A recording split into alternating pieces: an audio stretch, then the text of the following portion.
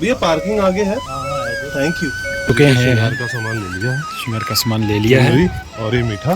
शौचालय की बिल्डिंग हमारी पुलिस डिपार्टमेंट की तरह बना रखी है इन्होंने। ताकि भगवान भोले शंकर को पता ही ना लगे कि उनके टुकड़े गिर चुके हैं।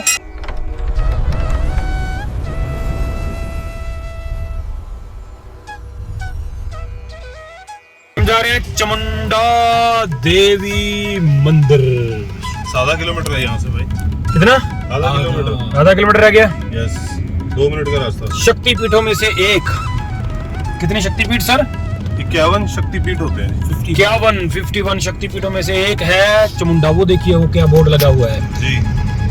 क्या क्या लिखा हुआ है जी? वो बस यही रोड पे ही है जी। धर्मशाला 14 किलोमीटर है यहाँ से। चामुंडा माता परिसर में हम स्वागत हो चुके हैं। धर्मशाला 14 किलोमीटर है। अच्छा अंदर है ना? आगे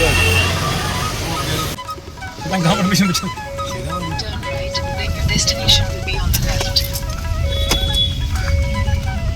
जयकारा शेरावाली माता दा। बोल सच्चे दरबार की जय। इनसे पूछ लो भाई साहब से कि पार्किंग कहाँ पे?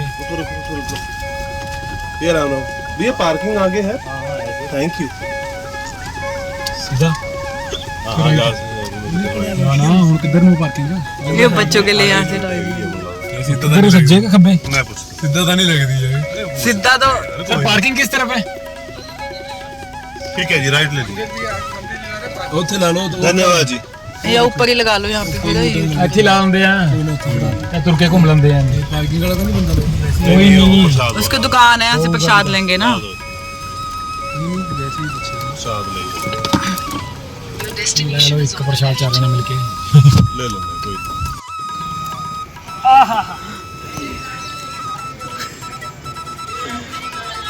ये राम राम।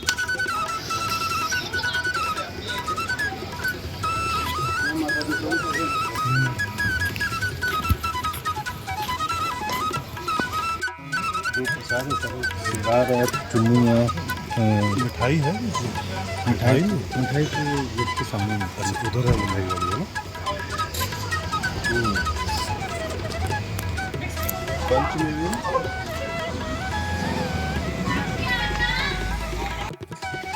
तो हम पहुंच चुके हैं। श्रृंगार का सामान ले लिया है, श्रृंगार का सामान ले लिया है और ये मीठा ये हम माँ को चरणों में समर्पित करेंगे जी। यहाँ पे बहुत सी शॉप्स हैं, बढ़िया है। आप यहाँ पे ये रास्ते में हो जाएगा।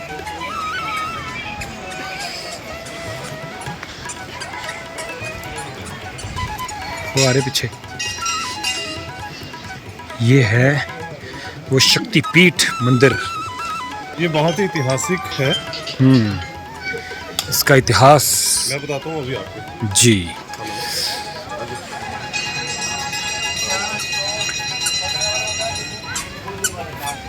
Thakur ji destination parking.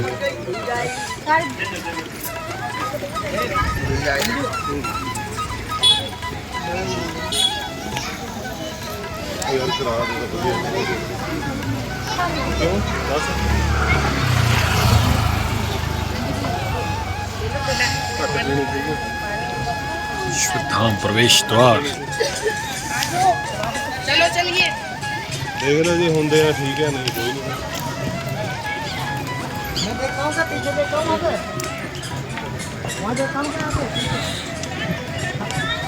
यहाँ पे आप अपने जूते जमा करा सकते हैं।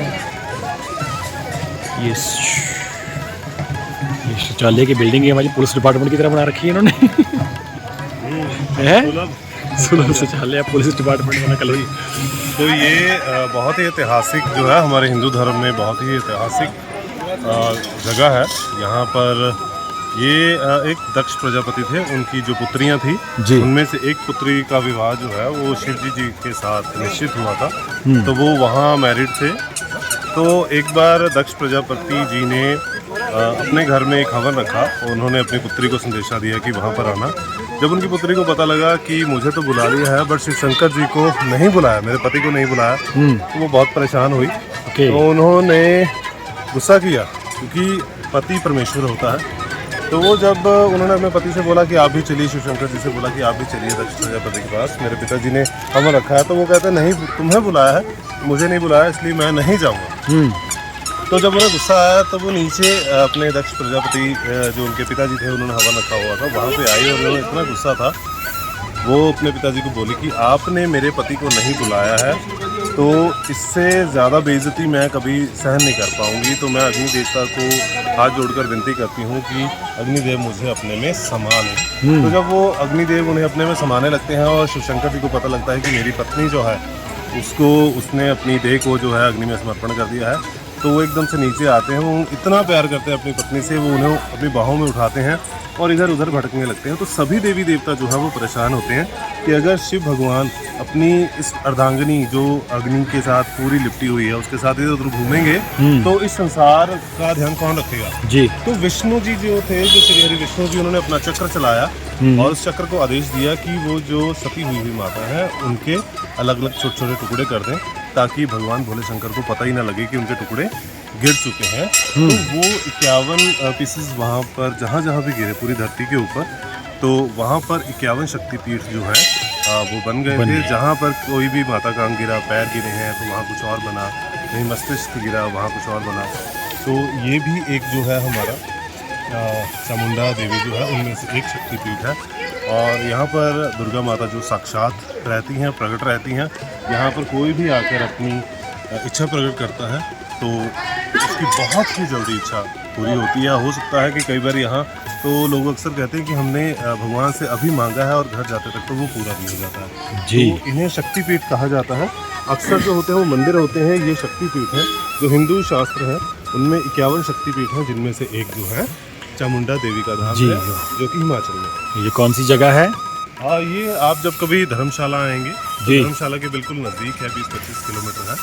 तो चामुंडा देवी का स्थान है। ये नज़दीक ही 4 शक्तिपीठ है, ज्वाला जी है, चिंतपूर्णी माता है, 3-4 शक्तिपीठ यहीं पर है, इकट्ठी है जी सर। चलिए प्रवेश करते हैं माथा टेक कर। ओ सच्चे दरबार की जय।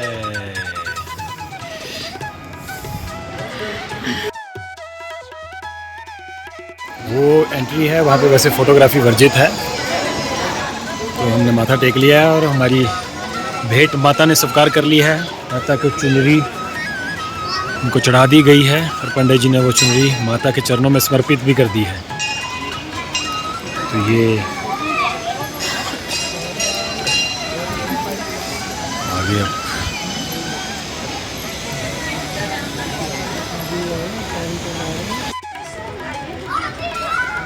संकट मोचन दर्शन करिए, आपके सब दुख दूर हो जाएंगे सिर्फ दर्शन मात्र से। प्रभु जय हो प्रभु।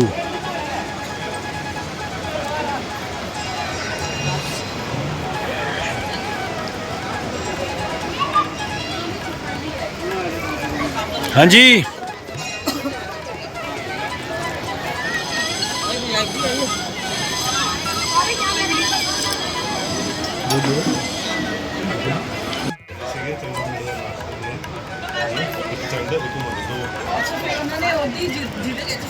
वो देखो खप्पर दे ਪੀਏ ਸੀਗੇ ਉਹ ਵੜਦੇ ਜਾਂਦੇ ਸੀਗੇ ਉਹ ਬਲੱਡ ਜਿਹੜਾ ਹੈ ਨਾਲ ਹੀ ਪੀ ਜਾਂਦੇ ਸੀ। भद्रकाली का जो रूप भी है भद्रकाली बेनाश। शिव मंदिर जाने का रास्ता, यहाँ से जाएंगे हम शिव मंदिर की तरफ। और ये हमारे कनवाली भाई, ये देख बड़े नेचुरल हैं ये वाले।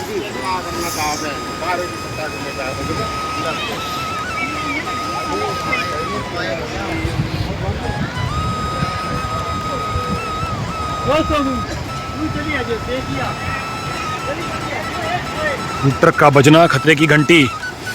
ये देखिए नेचुरल जो दरिया है, ब्रिज को काफ़ी ऊपर करके बनाया गया है ताकि ये पानी यहाँ पे बहुत आता है और जब आता है तो फिर पूरी हाहाकार मचाता है, इसलिए